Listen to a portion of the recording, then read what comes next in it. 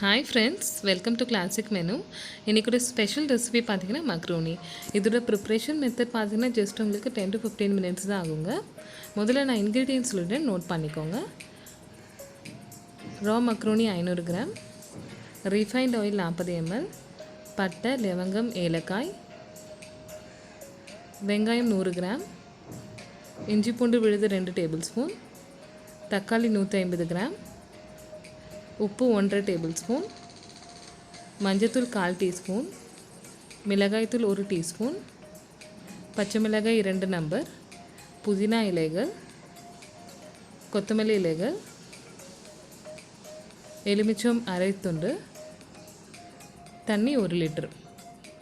இது ரொம்பவே ஈஸியான ரெசிபிங்க. குழந்தைங்க கூட ரொம்ப விரும்பி சாப்பிடுவாங்க. வாங்க பார்க்கலாம் எப்படி செய்கிறதுன்னு. முதல்ல குக்கரில் எண்ணெய் சூடு பண்ணிக்கோங்க. எண்ணெய் நல்லா சூடாகட்டும். சூடான பிறகு பட்டை, லவங்கம், ஏலக்காய் நீங்கள் சேர்த்துக்கோங்க. அதுக்கப்புறம் வெங்காயம் நீங்கள் ஸ்லைஸை நாங்கள் நறுக்கி வச்சுருக்கோம், அதுவும் இது கூட ஆட் பண்ணிக்கோங்க. இப்போ இந்த பட்டை, லவங்கம், ஏலக்காய் அண்ட் வெங்காயம் எல்லாத்தையும் சேர்த்து நல்லாவே கிளறிக்கோங்க. கிளறி ஓரளவுக்கு லைட் ப்ரௌன் ஆன பிறகு இஞ்சி பூண்டு விழுந்து சேர்த்துக்கோங்க. இப்போ எல்லாமே சேர்த்து நல்லா கிளறிக்கோங்க. ஓரளவுக்கு லைட் ப்ரௌன் ஆகிற வரைக்கும் நல்லா கிளறி அதோட பச்சை வாடை போகட்டும், அந்தளவுக்கு நல்லா கிளறிக்கோங்க. இப்போ அந்த பச்சை வாடை போயிடுத்து, ஓரளவுக்கு நிறம் மாறியிருக்கு. இந்த ஸ்டேஜில் பார்த்திங்கன்னா நீங்கள் தக்காளி சேர்த்துக்கோங்க.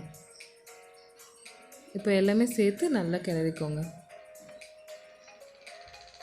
தக்காளி நல்லாவே ஸ்மாஷ் ஆகிடணுங்க. அது கூட ஸ்மாஷ் ஆன பிறகு நீங்கள் இதில் புதினா, கொத்தமல்லி இலைகளை சேர்த்துக்கலாம். இப்போ இது எல்லாமே சேர்த்து நல்லா வதக்கிக்கோங்க. முன்னாடி போட்ட மிக்சர்ஸ் எல்லாமே தக்காளி, வெங்காயம், பட்டை, லவங்கம், ஏலக்காய், புதினா, கொத்தமல்லி எல்லாமே சேர்த்து நல்லா வதக்கிக்கோங்க. இப்போ 1.5 டேபிள் ஸ்பூன் உப்பு, 1/4 டீஸ்பூன் மஞ்சத்தூள்,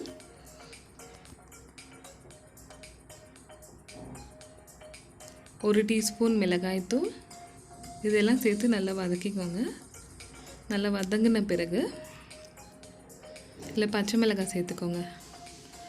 அண்டு ஆப்ஷனல் தான் இது, மேகி மசாலா சேர்த்துருக்கோம். ஜஸ்ட் உங்களுக்கு சுவை வந்து கூடுதலாக இருக்கும். காரம் வந்து உங்களுக்கு தகுந்த மாதிரி நீங்கள் சேர்த்துக்கலாம்.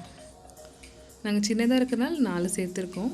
இது கூட கொஞ்சம் தண்ணி ஊற்றி இந்த கலவை எல்லாமே சேர்த்து நல்லா வதக்கிக்கோங்க. ஓரளவுக்கு எண்ணெய் விட்டு வரணுங்க. இந்த பருவம் தெரியுது அவங்களுக்கு, இந்த எண்ணெய் விட்டு வருது இல்லையா, அந்த ஸ்டேஜில் கொஞ்சமாக புதினா, கொத்தமல்லி கொஞ்சம் சுவை கூடுதலாக இருக்கும்.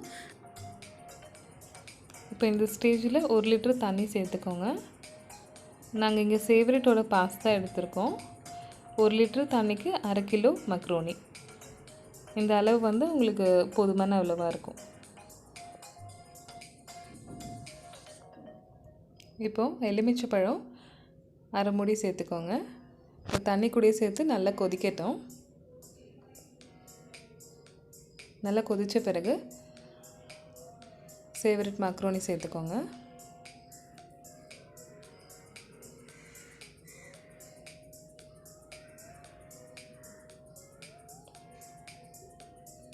ஒரு 2 கிளறிக்கோங்க.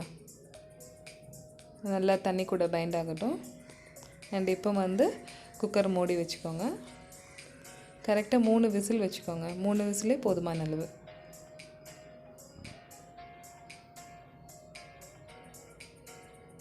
இப்போ 3 விசில் வந்துடுச்சு. கரெக்டாக நீங்கள் ஒரு 5 to 10 மினிட்ஸ் கழித்து ஓப்பன் பண்ணி பாருங்கள். உங்களுக்கு பர்ஃபெக்டான பாஸ்தா ரெடி ஆகிடுது. பார்த்தீங்களா, ஒன்றோட ஒன்று ஒட்டாமல் உடையாது வந்திருக்கு. இந்த ஸ்டேஜில் நீங்கள் சர்வ் பண்ணிடலாம்.